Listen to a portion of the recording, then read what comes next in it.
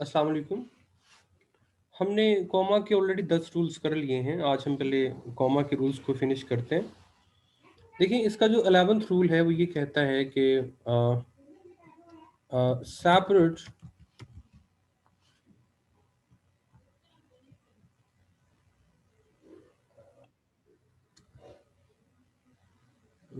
Just a minute, या now let's start. Separate different elements in an address with a comma। For example, आप एक address लिख रहे हैं, हम लिखते हैं हाउस नंबर लेट्स से 105, ठीक। फिर हम कॉमा लगाते हैं स्ट्रीट नंबर 15, फिर कॉमा लगाते हैं, फिर हम लिखते हैं G10-2, फिर कॉमा लगाते हैं, फिर हम लिखेंगे इस्लामाबाद, फिर कॉमा लगाते हैं, फिर पाकिस्तान। सो इसमें पर्पस ये है कि अगर आप एक एड्रेस लिख रहे हैं तो एड्रेस लिखते वक्त आपने क्या करना है कि कॉमा जो है वो यूज़ करना है तमाम एलिमेंट्स को अलग अलग करने के लिए, ठीक।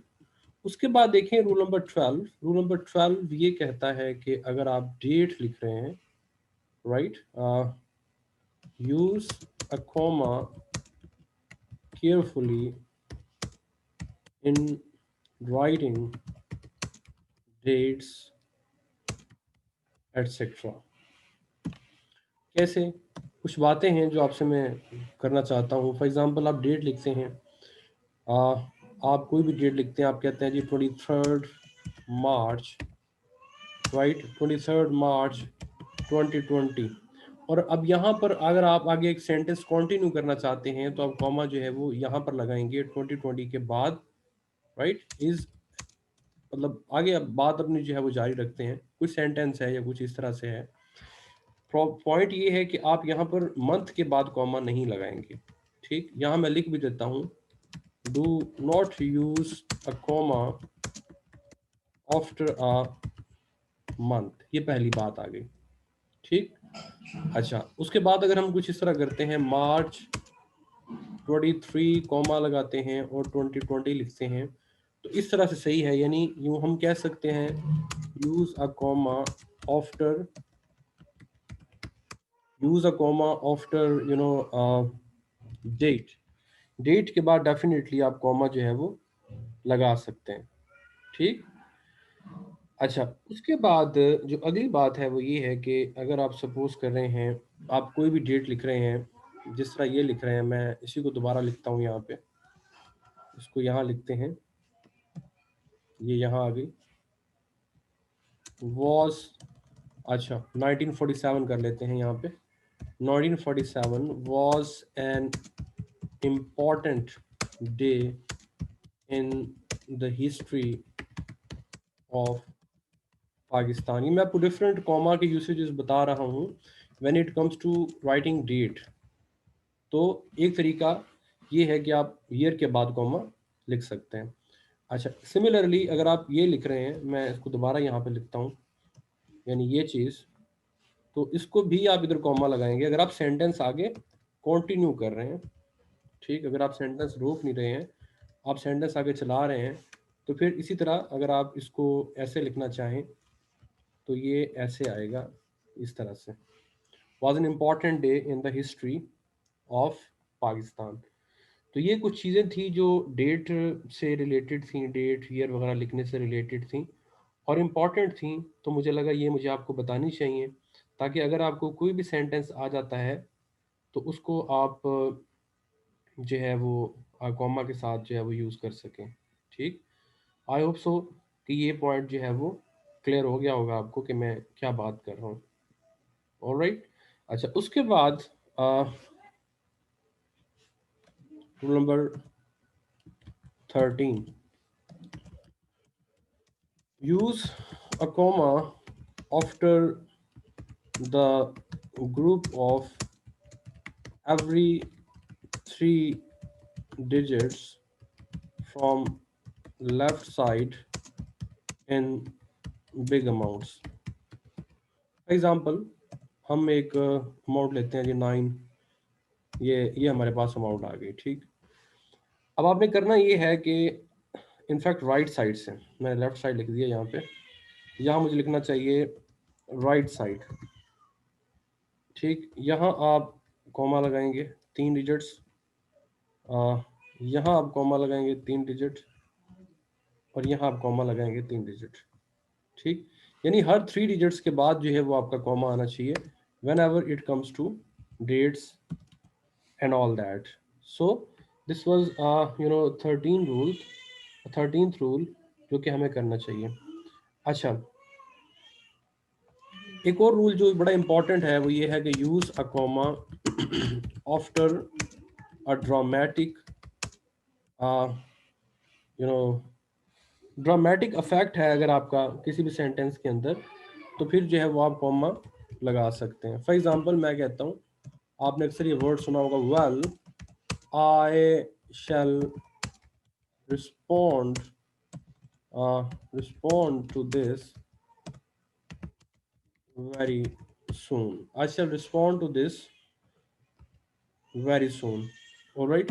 तो ऐसी सिचुएशन के अंदर जो है वो फिर आप क्या करते हैं, वेल के बाद जो है वो कॉमा लगाया, because it is something dramatic a fact which you create in a sentence, right. Give me a minute.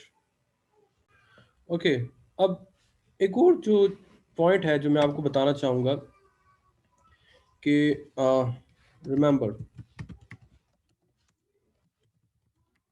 Never use a comma to separate to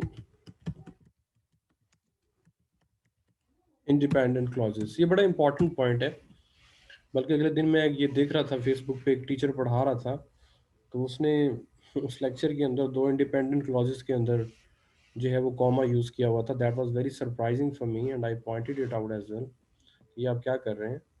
सो ये बड़ी कॉमन मिस्टेक है जो स्टूडेंट करते हैं। तो आप लोगों को पता होना चाहिए कि कभी भी, never ever you can use a comma between two independent clauses, you can never use। for example, अगर मैं कहता हूँ until or unless you have a coordinative conjunction as well, right, यहाँ मैं इसको ज़्यादा प्रिसाइज कर देता हूँ, remember never use a comma to separate independent clauses without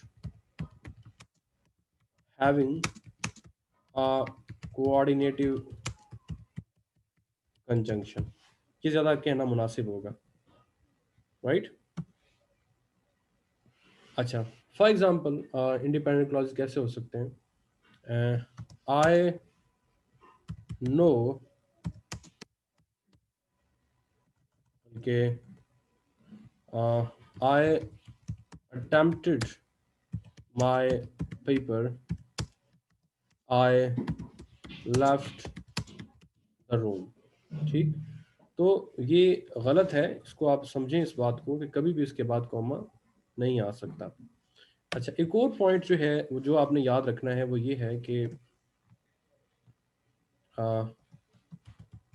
never wait a minute, बल्कि ठीक है, never use a comma to join an independent clause with a dependent clause if dependent clause follows the independent clause। Getting my point, ये बड़ी important मैं चीज़ आपसे discuss कर रहा हूँ, इसको मैं एग्जांपल से फिर आगे आपसे बात भी करता हूँ कि ये कैसे है। Never use a comma to join an independent clause with dependent clause if dependent clause follows the independent clause। For example, मैं कहता हूँ I think you are right, I think you are right.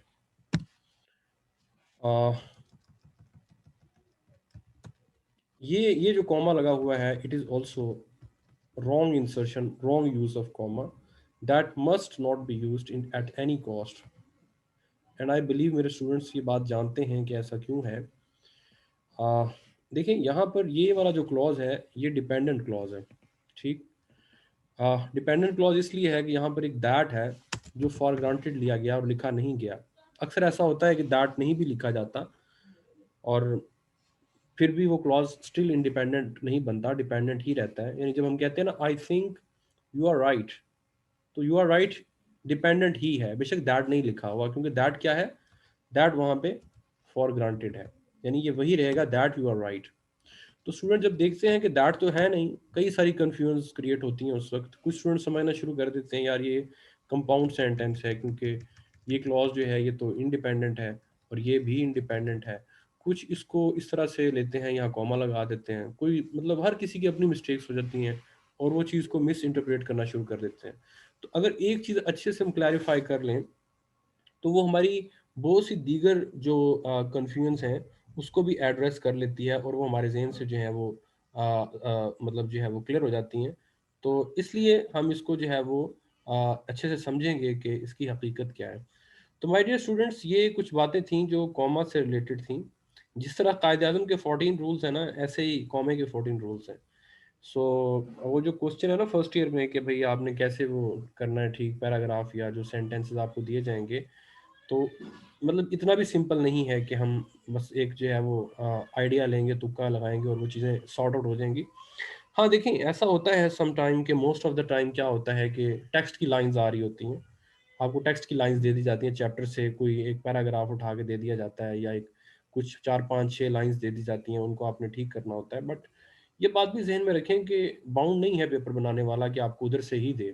तो अपने आप को मुकम्मल prepare करके exam में जाइए, ताकि आपको कोई वहाँ मसला ना हो इस किस्म का कि यार ये मैं क्या जो है वो करके आ गया हूँ, वहाँ पे तो थोड़ा डिफिकल्ट आ गया। तो इस तरह से कोमा का रूल जो है वो आप तक क्लियर हो गया कि ये क्या होता है। ठीक,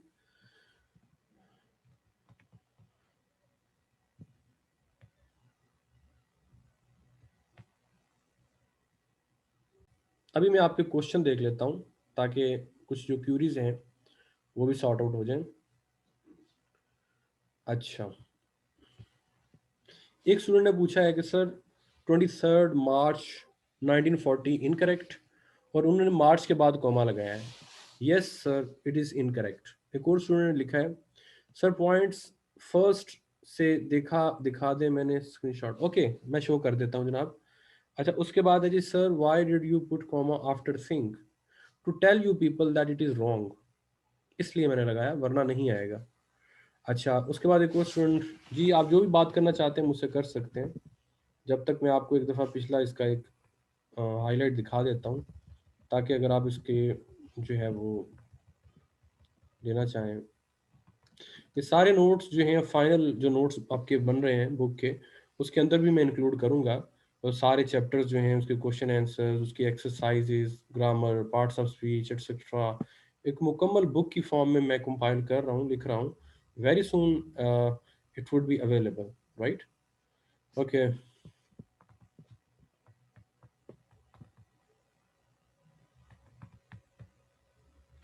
अच्छा, एक और स्टूडेंट ने कहा है कि he walked down the street and then he turned the corner. Then की जरूरत नहीं है, बाकी ठीक है सेंटेंस, कोई मसला नहीं है ये। He walk down the street and he turn the corner. In fact अगर यहाँ ही आप 2 दफ़ा लगा रहे हैं तो इसकी ज़रूरत नहीं है। ही ऑलरेडी एक ही सब्जेक्ट 2 दफ़ा रिपीट नहीं किया जाता।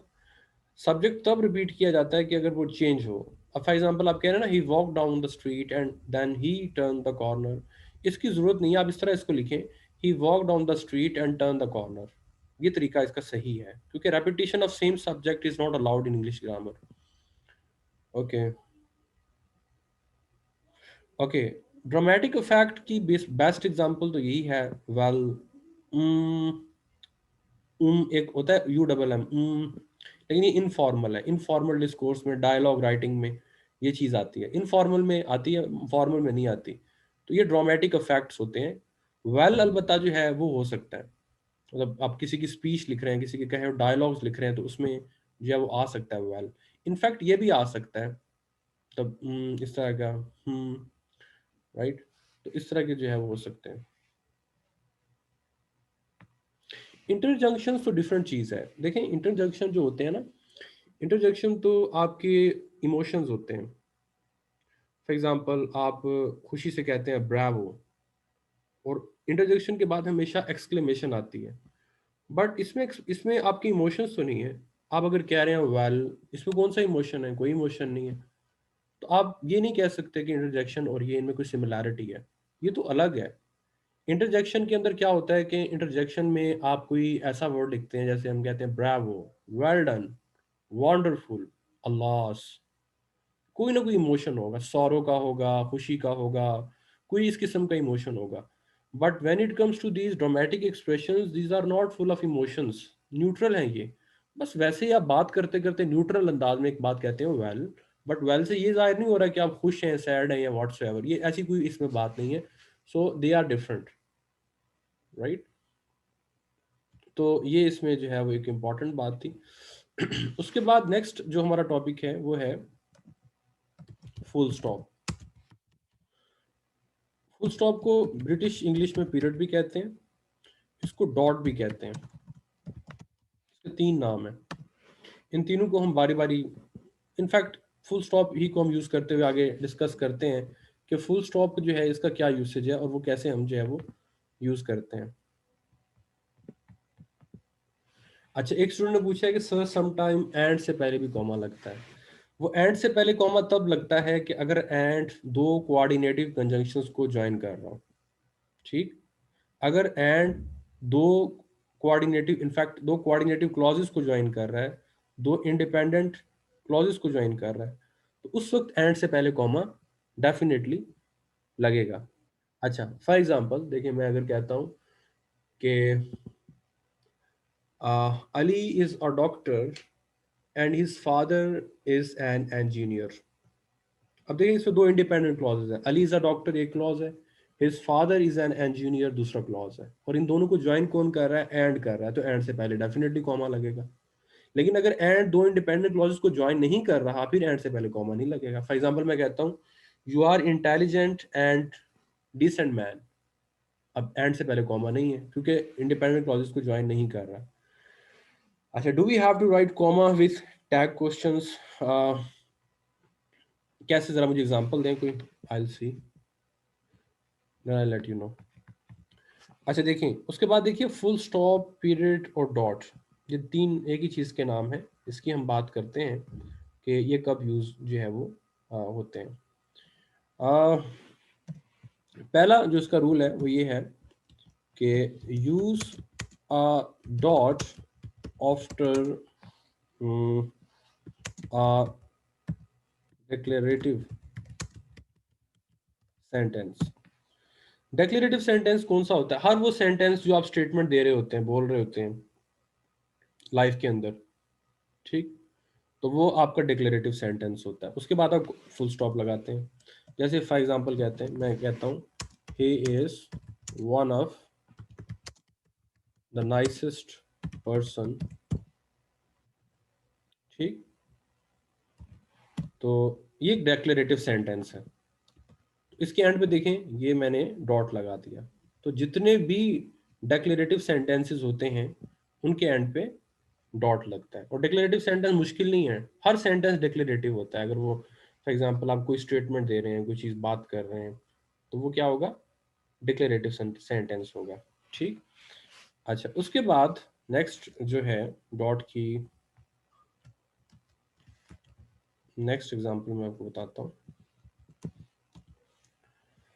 अच्छा, use a dot after an imperative sentence. अगर आपके पास कोई इंपैरेटिव सेंटेंस है तो उसके बाद जो है वो हम फिर जो है वो डॉट लगाते हैं, ठीक। इम्पेरेटिव सेंटेंस क्या हो सकता है? आप कोई कमांड दे रहे हैं, किसी को कोई ऑर्डर वगैरह दे रहे हैं, या रिक्वेस्ट कर रहे हैं, या कुछ इस तरह का जो है वो आप सेंटेंस लिख रहे हैं। फॉर एग्जांपल मैं कहता हूँ ओपन द डोर। अब स्टूडेंट क्या करते हैं, जब वो इस तरह का सेंटेंस देखते हैं एग्जाम में, तो वो यहाँ इस किस्म की गलतियां करते हैं। ओपन द डोर, नहीं, ऐसा नहीं है। जिस तरह हमने डेक्लेरेटिव सेंटेंसेस के बाद फुल स्टॉप लगाया, बिल्कुल ऐसे ही हम जो इम्पेरेटिव सेंटेंसेस होते हैं उनके बाद भी डॉट ही लगाते हैं। तो प्लीज इस चीज को भी आप समझें। इवन देखिए, मैंने ये लिखा है ना, use a dot after an imperative sentence. Even ये पूरे का पूरा सेंटेंस भी इम्पेरेटिव है। ये सारे का सारा जो मैंने रूल लिखा है, ये रूल बताते खुद जो है वो एक इम्पेरेटिव सेंटेंस है। और देखिए मैंने इसके एंड पे भी जो है वो आ, ये लगाया, क्या इसको कहते हैं, डॉट लगाया। ठीक, प्लीज इस चीज को भी समझिए। उसके बाद नेक्स्ट रूल है,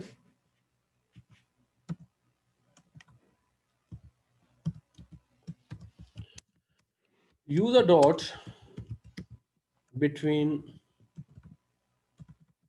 अ डॉट, या हम यूं कह लेते हैं डॉट्स, डॉट्स बिटवीन एब्रीविएशंस। जो एब्रीविएशंस हैं उनके बीच में जो है वो आपने लगाना होता है। फॉर एग्जांपल मैं कहता हूँ BBC। ठीक, तो आप ऐसा करिए, बी के बाद भी डॉट लगाइए, ये इधर भी डॉट लगाइए, और इधर भी डॉट लगाइए। बल्कि मैं यहाँ लिखना चाहूँगा पॉइंट टू रिमेंबर, क्या, never forget to use a dot at the end of an abbreviation। Abbreviation के एंड पे जो है वो डॉट लगाना नहीं भूलना आपने। अक्सर स्टूडेंट यहाँ भूल जाते हैं लगाना, तो वो मुकम्मल एक मिस्टेक कंसीडर होती है, BBC जैसे है। अच्छा ठीक है। उसके बाद CNN है। ठीक, नहीं लगाते। अमेरिकन इंग्लिश के अंदर क्या होता है कि अमेरिकन इंग्लिश में ज़्यादातर डॉट्स आजकल अवॉइड किए जाते हैं। लाइक इस तरह नहीं लिखते वो लोग। वो क्या करते हैं, विदाउट ये यूज़ करते हैं, वो इस तरह लिखते हैं CNN। बट ब्रिटिश इंग्लिश में डॉट लगाना बेहतर है। सही है, डॉट आप लगाएं, एक लगाएं। सेकेंड ईयर के अंदर जो इंग्लिश की बुक पढ़ाई जाती है, पंजाब के जितने भी बोर्ड्स हैं उसमें ज़्यादातर चैप्टर जो है फॉरेन ऑथर्स के लिखे हुए हैं। जैसे फॉर एग्जांपल पहला चैप्टर है उनका डाइंग सन है, वो वाला एक ऐसे है वो। उसके अलावा भी अंदर जितने चैप्टर्स हैं उसके अंदर काफ़ी जगह भी ये है कि एब्रीविएशंस यूज़ हुए हैं इस तरह के, BBC, UK, इस तरह। जैसे UK है, UK से याद आ गया, UK, ये इस तरह। तो उन्होंने वाजे तौर पर इसको जो है वो इस तरह से लिखा हुआ है। ठीक, कुछ ऐसे होते हैं जिनके अंदर यूज नहीं होता, कुछ ऐसे हैं जैसे एटसेट्रा है, इसके एंड पे यूज होता है। ठीक, ये इसने ऑटो ई कैपिटल कर दिया तो शुरू में आ रहा है, वरना इस तरह। तो एटसेट्रा में आप डॉट मत लगाएं, उसके एंड पे आता है। ये कुछ मखसूस चीज़ें हैं जो आप जो है वो यूज़ करते हैं, क्योंकि मैं एग्जांपल इसलिए देता जा रहा हूँ कि आपको ये क्लैरिटी होती जाए कि अच्छा कहाँ यूज़ करना है, कहाँ नहीं करना। क्योंकि मैं चाहता हूँ कि आप हर एक सिचुएशन जो है उसको टैकल करना सीखें। अच्छा, एक और चीज़, एक और कन्फ्यूजन है जो कि मैं आपको दूर करना चाहूँगा। यूज़ 4 है, ये थर्ड था। यूज़ अ डॉट आफ्टर शॉर्ट, क्या कह सकता हूँ मैं इसको, डेजिग्नेशन कह सकता हूँ, और टाइटल्स कह सकता हूँ। फॉर एग्जांपल मैं लिखता हूँ mister, mister mister mister mister mister mister Mustafir लिखता हूँ। तो यहाँ पे हम मिस्टर के बाद डॉट्स लगाएंगे। अक्सर स्टूडेंट कंफ्यूज रहते हैं लिखूँ क्या ना लिखूँ। अच्छा, उसके बाद लिखता हूँ डॉक्टर, डॉक्टर के बाद भी आएगा। ठीक, कोई भी डॉक्टर लिख देते हैं। मेरे डॉक्टर का नाम है साजिद नसीम है, वो लिख देता हूँ, डॉक्टर साजिद नसीम। ठीक, समझ रहे हैं ना। कि इस तरह के जो सिचुएशंस होती हैं वहाँ पे भी जो है वो डॉट बहरहाल यूज़ किया जाता है। तो इसको आपने समझना है कि अच्छा, उसके अलावा एक और एग्जांपल भी दे सकता हूँ मैं आपको। प्रोफेसर बाज़ लोग पूरा नहीं लिखते हैं, प्रॉफ लिख देते हैं, प्रोफेसर। ठीक, तो प्रोफेसर के बाद हम लिख देते हैं इम्तियाज़ अहमद काका खेल। तो प्रोफेसर के बाद जो है वो भी कॉमा लगेगा। ये सारे के सारे शॉर्ट समझ लें कि डेजिग्नेशन कह लें या टाइटल्स कह लें, ये जो है वो हम लगाते हैं डॉट। ठीक, हाँ, एग्जाम्पल गिवन में आता है आमतौर। ये अच्छा सवाल किया आपने। जो कैपिटल लेटर्स है ना, इस तरह ये CNN है, UK है या BBC है, इसमें तो डिफरेंट स्टाइल्स यूज हो सकते हैं कि कुछ लोग कहते हैं जी कि डॉट लगाएं, कुछ लोग कहते हैं ना लगाएं। हम डॉट लगाना पसंद करते हैं आमतौर पे। ठीक, लेकिन जो स्मॉल लेटर्स है ना, स्मॉल लेटर्स में ये सब मुत्तफिक हैं कि डॉट्स जो हैं वो लगते हैं, सवाए एक आधी एक्सेप्शन के, जैसे ये है। जैसे अब AM लिखते हैं, AM छोटा भी लिखा जाता है, बड़ा भी लिखा जाता है। तो अगर आप AM लिख रहे हैं तो आप इसमें इस तरह लिखेंगे। ठीक, एग्जाम्पल ये है, अगर इस तरह लिखते हैं, इधर चला गया ये, इधर भी जो है वो आप डॉट लिखते हैं। ठीक है, तो बाकी ये मजीद जो कुछ नीचे एग्जाम्पल दी हुई हैं इनको भी मेमोराइज करें। ये मैं वही बातें आपसे कर रहा हूँ जो एग्ज़ाम से रेलेवेंट है, ताकि आपको एग्ज़ाम में इसका जो है वो फ़ायदा हो। क्योंकि एग्ज़ाम जो है वो हमारा मकसद ये है कि उसमें जितने हमारे मैक्सिमम मार्क्स आ सकते हैं वो आए। अच्छा, अब इसमें एक रूल जो मैंने आपको ऑलरेडी पढ़ाया है वो मैं यहाँ पर दोबारा जो है वो आपसे डिस्कस करना चाहूँगा। गिव मी अ मिनट, इससे पहले कि मेरा लैपटॉप बंद हो।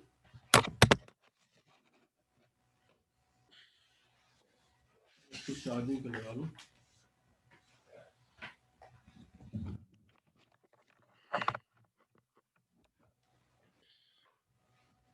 जी, लग गया जी। अच्छा,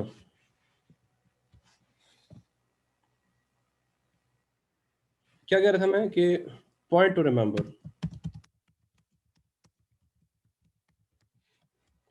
पॉइंट टू रिमेंबर ये है कि do not use a dot between an independent and uh, dependent clause।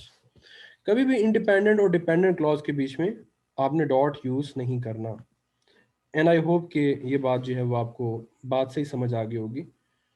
तो इसमें कोई ऐसी बात जो है वो नहीं है। अच्छा, एक और चीज़ जो है वो भी, मतलब चूँकि जहाँ हम डूस पढ़ रहे हैं वहाँ डोंट्स भी पढ़ते हैं, ताकि गलती का चांस जो है वो कम से कम हो।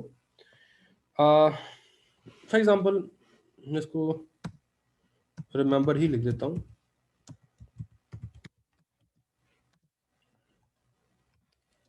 Always remember, do not well do not use question mark at the end of an indirect question। अच्छा, इसको मैं थोड़ा सा डिफरेंट स्टाइल में कहता हूँ। Use a dot, not a question mark at the end of an indirect question. क्या आप अपनी मेमोरी रिकॉल कर सकते हैं कि ये कॉमा जो मैंने लगाया है ये किस रूल के तहत लगाया है? बाय द वे आपको बता रहा हूँ, याद है मैंने कहा था कि कहीं पे अगर आप निगेशन कर रहे हैं तो use a dot, not a question mark at the end of an indirect question. खैर, मीनवाइल ये हम इससे रूल भी सीखते हैं कि जो है वो हमारा रूल है क्या बेसिकली। ओके, फॉर एग्जांपल मैं कहता हूँ she asked if it were true. ठीक, तो इसके बाद फुल स्टॉप आएगा, क्वेश्चन मार्क नहीं आएगा। She asked if it were true, right. तो यहाँ पे हमने क्या लगाया, डॉट लगाया। यहाँ गलत, चलो को थोड़ी आसान एग्जांपल देता हूँ जिससे आपका जो है वो जो इनडायरेक्ट कॉन्सेप्ट, क्वेश्चन वाला कॉन्सेप्ट वो भी दूर हो जाएगा। ही टोल्ड मी दैट, बल्कि he asked me that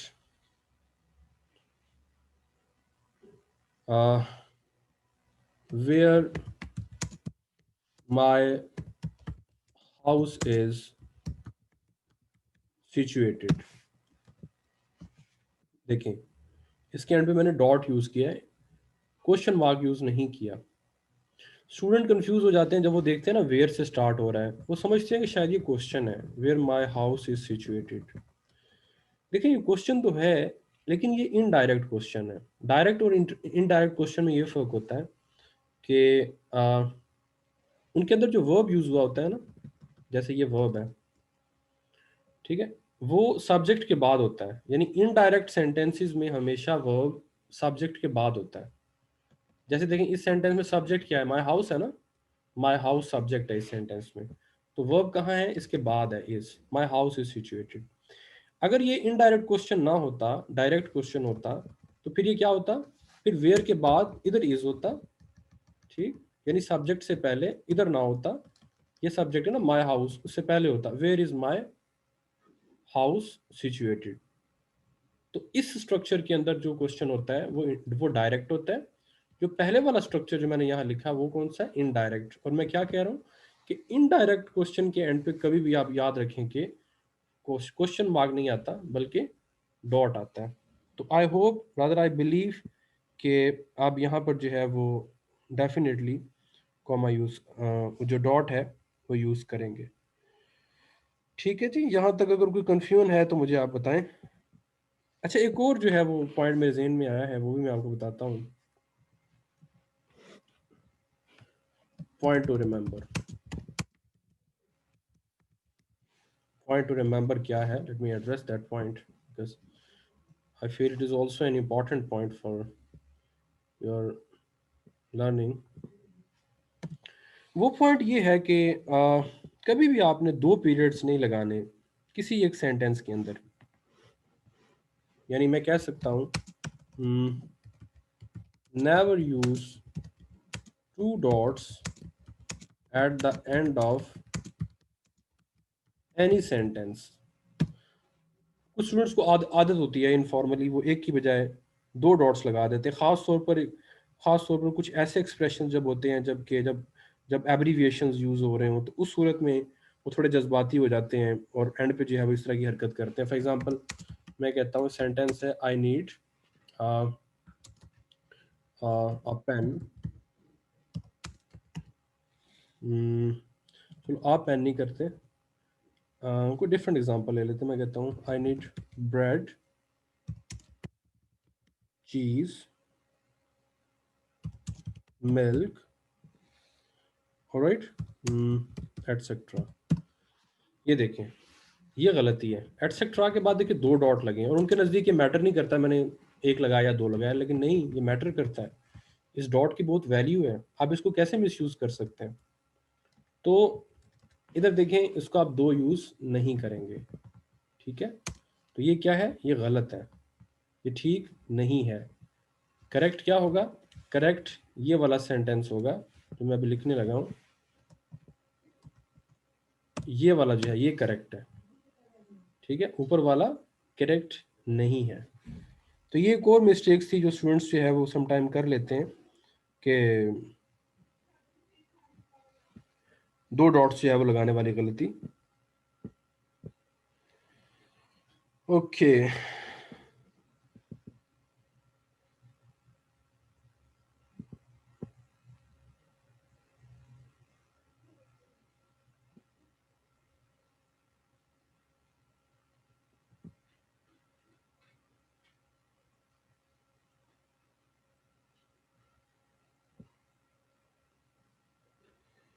तो मेरा ख्याल है कि मैं आपके क्वेश्चंस देख लेता हूँ अभी, फिर इसको एंड करते हैं।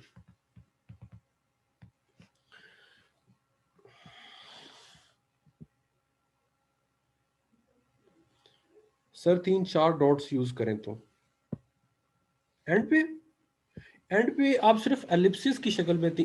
अगर एलिप्सिस है ना, एलिप्सिस समटाइम एलिप्सिस होती है सेंटेंस में, उसमें सिर्फ 3 डॉट्स की इजाजत होती है। ठीक, वो भी मखसूस केसेस में होता है, लेकिन आमतौर पर तो डॉट्स इस तरह आप एक से ज्यादा नहीं लगा सकते ना। बाकी यही है कि मैं इसको कंक्लूड करता हूँ। नहीं, 2 डॉट्स किसी सूरत भी नहीं आ सकते। 2 डॉट्स का तो कोई तस्वुर ही नहीं है ना।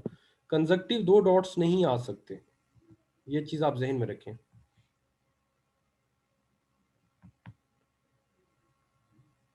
हाँ, वो एलिप्सिस है ना। आप कॉन्टिन्यूटी जो बात कर रहे हैं ना, उसको ग्रामर में एलिप्सिस कहते हैं। ये जब मैंने पोइम पढ़ाई थी, उसका नाम था, उसके अंदर मैंने इसके बारे में बात की थी, ये क्या होते हैं। ठीक, तो वेल ये जो है वो था एक।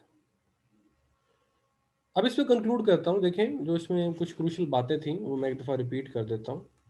वो ये कि 2 डॉट्स ना लगाएं। ठीक, उसके बाद मैंने ये कहा कि